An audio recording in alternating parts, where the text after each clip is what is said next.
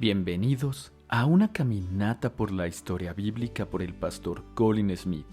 Soy Rodrigo Gómez y hoy recorreremos Hechos capítulo 2, versículos 1 al 41, en la sesión Poder. Antes de ascender al cielo, Jesús dijo a sus discípulos que en pocos días serían bautizados con el Espíritu Santo, Hechos 1:5. Luego dijo, pero recibirán poder y serán mis testigos en Jerusalén, en toda Judea y en Samaria, y hasta los confines de la tierra. No tuvieron que esperar mucho tiempo. Apenas 10 días después, cuando Jerusalén estaba abarrotada de visitantes de muchos países, la promesa de Jesús se cumplió. El pastor informa que la lista de la iglesia es ahora de 120 miembros. No han podido conseguir un edificio, por lo que siguen reuniéndose en una sala del segundo piso que alquilan en la ciudad. Hubo un buen espíritu en la reunión de oración y se discutió mucho sobre cómo cubrir un puesto de liderazgo que había quedado vacante. Pero aparte de eso, no había sucedido mucho. La tarea de llegar a su comunidad parecía estar más allá de ellos.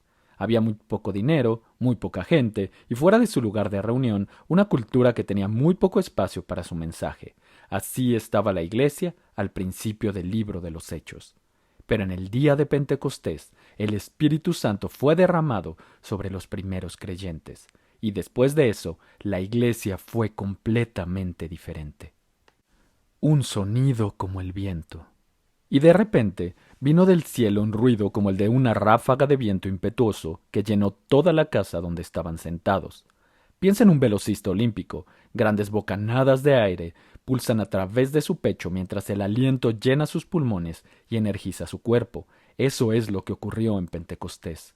En el mundo antiguo, muchas lenguas usaban la misma palabra para viento, aliento y espíritu. El sonido del viento es similar al del aliento, solo que es mucho más fuerte y dura más tiempo.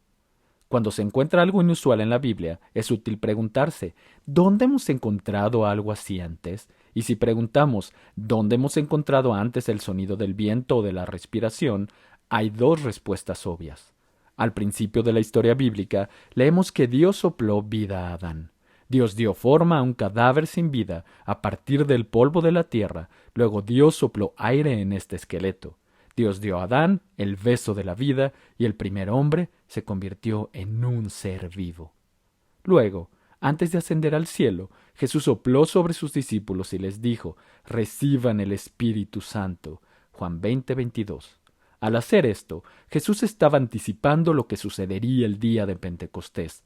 Por eso, cuando los discípulos oyeron un sonido como el del viento que soplaba, unos días después, lo asociaron inmediatamente con el sonido de la respiración de Jesús sobre ellos, y reconocieron que era el cumplimiento de lo que Jesús había prometido. Grandes bolas de fuego. Después de escuchar el sonido del viento fuerte, se les aparecieron lenguas como de fuego, que repartiéndose, se posaron sobre cada uno de ellos. Hechos 2:3. Una gran bola de fuego, o columna, apareció sobre los creyentes reunidos. A medida que el fuego se acercaba, se dividía en llamas individuales o lenguas como de fuego, de modo que una llama se posaba sobre cada persona de la sala. Lo sorprendente fue que ninguno de ellos se quemó. Una vez más, la mejor manera de entender esto es preguntar en qué parte de la Biblia hemos visto algo parecido antes. En el Antiguo Testamento, Dios se le apareció a Moisés en llamas de fuego que descansaban sobre una zarza que no se quemó, y le encargó que sacara al pueblo de Dios de su esclavitud en Egipto. Ahora Dios venía en el fuego para dar una nueva comisión a su iglesia. Trata de imaginarte a ti mismo entre las 120 personas cuando el fuego cayó. Miras hacia arriba y ves el fuego sobre ti descendiendo lentamente sobre el centro de la sala. Te das cuenta de lo que está sucediendo. La presencia de Dios está llegando a su pueblo. Te invade una sensación de asombro. El Dios que se le apareció a Moisés está dando a conocer su presencia de nuevo, y tú estás allí en la sala. ¿Recuerdas que cuando el fuego vino a Moisés, él fue comisionado para avanzar en el propósito de Dios? Así que te preguntas, ¿sobre quién se posarán las llamas ahora? ¿Serán Pedro, Santiago, Juan, o quizá los tres, o tal vez sobre todos los apóstoles? Pero al mirar hacia arriba, te das cuenta de que una de las llamas viene hacia ti. Miras alrededor de la sala y una llama se posa sobre cada persona. Dios está comisionando a cada creyente para avanzar en su propósito en el mundo.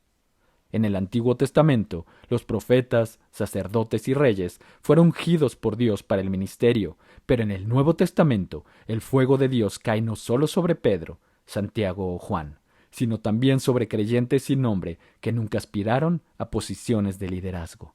El Espíritu de Dios descansa sobre todos los que lo aman y siguen a Jesús.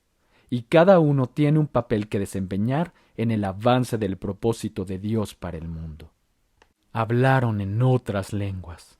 Repentina y espontáneamente, cada uno de los creyentes descubrió que era capaz de hablar en lenguas que nunca había aprendido. Todos fueron llenos del Espíritu Santo y comenzaron a hablar en otras lenguas según el Espíritu les daba habilidad para expresarse. Hechos 2:4. Se trataba de una inversión de lo que había ocurrido mucho antes en la Torre de Babel, según Génesis 11:1-9. Al principio de la historia bíblica, cuando la rebelión del hombre contra Dios estaba cobrando impulso, los hombres construyeron una ciudad con una torre que proclamaría su grandeza y les proporcionaría seguridad.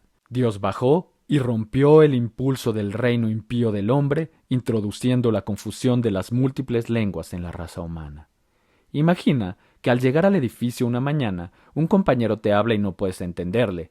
Cuando hace su pausa para comer, se encuentra con que toda la plantilla está confundida, porque la gente balbucea sonidos incomprensibles. Finalmente, para tu gran alivio, encuentras a otra persona que habla tu idioma. Uy, me alegro mucho de encontrar a alguien que hable con sentido común, dices. Todos los demás balbucean. Por toda la obra se reúnen pequeños grupos de personas, unidos por la identidad de una lengua común. Todos llegan a la misma conclusión: es hora de abandonar este manicomio y hacer una nueva vida con gente cuya lengua puedan entender. Así que se dispersan hacia el norte, el sur, el este y el oeste, divididos y llevando consigo las semillas de un futuro conflicto. En Babel, las lenguas fueron un signo del juicio de Dios sobre la rebelión del hombre. Las lenguas trajeron confusión. La gente ya no podía comunicarse y por eso estaba dividida. Pero el día de Pentecostés fue exactamente lo contrario. Personas de todas las naciones bajo el cielo se reunieron en Jerusalén, según Hechos 2:5, y cuando vino el Espíritu de Dios, los creyentes se encontraron hablando espontáneamente en lenguas que nunca habían aprendido, para que personas de todo el mundo pudieran oír y entender las buenas noticias de Jesucristo. En Babel, las lenguas fueron un juicio de Dios que llevó a la confusión y a la dispersión de la gente. En Pentecostés, las lenguas fueron una bendición de Dios que llevó a la comprensión y a la reunión de la gente. En Babel, Dios utilizó la maldición de las lenguas para frenar el avance de la ciudad de los hombres. En Pentecostés, Dios utilizó el don de la lengua para acelerar el avance del reino de Cristo. El propósito de Dios era comunicar las buenas nuevas de Jesús a personas de todos los grupos de la faz de la tierra. El idioma no sería una barrera para el Evangelio. El día de Pentecostés nació una iglesia orientada a las misiones. Dios sopló vida en su pueblo, su presencia vino y se posó sobre ellos, mientras los equipaba para avanzar en su propósito en el mundo. La multitud se asombró al escuchar a la gente declarar las poderosas obras de Dios en sus propios idiomas. No podían entender lo que estaba pasando, así que Pedro llamó a la multitud al orden. Les dijo que Jesús, que había sido crucificado, había resucitado de entre los muertos, estaba siendo exaltado a la diestra del Padre y ahora había derramado el Espíritu Santo sobre su pueblo. Esta era la explicación de lo que la multitud estaba viendo y oyendo. La gente creía claramente lo que Pedro había dicho sobre Jesús, así que les dijo el siguiente paso: arrepiéntanse y sean bautizados cada uno de ustedes en el nombre de Jesucristo para perdón de sus pecados y recibirán el don del Espíritu Santo, porque la promesa es para ustedes y para sus hijos y para todos los que están lejos, para tantos como el Señor nuestro Dios llame. 3,000 personas respondieron a la invitación de Pedro, y en los días siguientes volvieron a sus casas y llevaron la buena noticia de Jesús a personas cuya lengua ya conocían. El propósito de Dios hoy. En momentos claves de la historia bíblica, Dios dio a conocer su presencia de forma visible. Llamamos estas ocasiones teofanías. y son de gran importancia porque en ellas vemos que Dios hace para algunas personas de forma visible lo que hace por todo su pueblo de forma invisible. En el día de Pentecostés, Dios nos enseñó a través del viento, el fuego y las lenguas lo que siempre quiere hacer entre su pueblo. Dios nos da su poder y su presencia y nos envía a llevar el Evangelio a todas las personas. Dios da su espíritu no solo a los líderes, sino a todo su pueblo. La presencia y el poder de Dios Todopoderoso descansa sobre cada creyente en el Señor Jesucristo. Esto es lo que descubrimos hoy. Cada cristiano y cada iglesia tiene un papel que desempeñar en el gran propósito de Dios de bendecir a las personas de todas las naciones de la tierra. Para algunos, eso significará ir a otra cultura y aprender otro idioma para que las buenas noticias de Jesús sean conocidas. Para otros, el llamado de Dios será encontrar nuestra voz en el idioma que Dios ya nos ha dado. Dios pone maravillosamente grupos de personas alrededor de cada creyente para que podamos comunicar las buenas noticias de Jesús en su idioma. Tal vez puedas hablar el idioma de los estudiantes de secundaria o de los niños. Dios te ha conectado de una manera que hace posible que te comuniques con un determinado grupo de personas. Averigua quiénes son, métete entre ellos y háblales de Jesús. Esto fue una caminata por la historia bíblica por el pastor Colin Smith. Soy Rodrigo Gómez y espero que nos acompañes en la próxima parada de nuestro recorrido. Para más recursos de Abre la Biblia, como el programa de enseñanza del pastor Colin Smith, libros digitales y otros recursos para hacer crecer tu fe, visita abrelabiblia.org.